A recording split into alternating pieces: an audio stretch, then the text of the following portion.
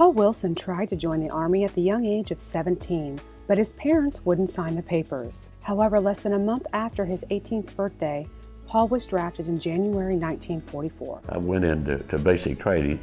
Then I went through jump school at Fort Benning, Georgia, because it paid $50 more a month. And after going through jump school in the summer of '44, I was shipped over immediately into England, and I joined the 17th Airborne Division in Swindon, England. In December of 1944, his division was flown to France after the Germans broke through in Belgium. We were stationed there to protect the French, to keep the Germans from crossing the Meuse River into France.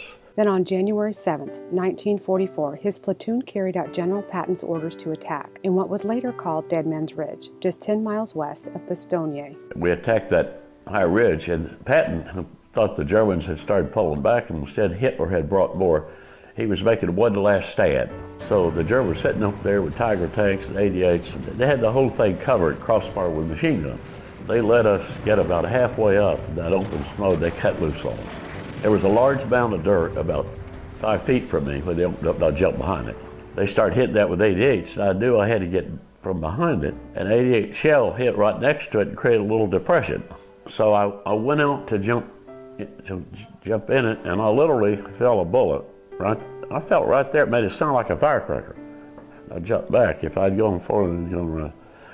So I went, instead of that, I just dove down like this and went in.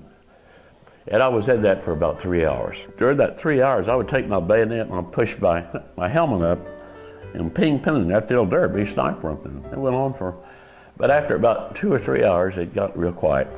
And I got no reaction. I kept doing that. So then I said, well, I think maybe I'll get up and just run back. Of course, they told us immediately to retreat. So I ran back, and I thought I'd get a bullet in my back, but I didn't.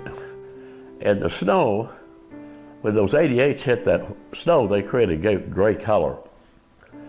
And as far as I could see, both left and right running back, it was almost solid gray. That's how many 88s they threw at us. Mr. Wilson later learned his division, the 17th Airborne, had been terminated at the end of the war because of the high number of casualties. At the end of the day, I found out later, now many years later, that I was one of 16 survived out of 130 or 40, that day, January 7th. A day he believes God was watching over him. I did find out when I jumped behind that mound of dirt. I found out later the Belgians stored their potatoes. That's why it was there.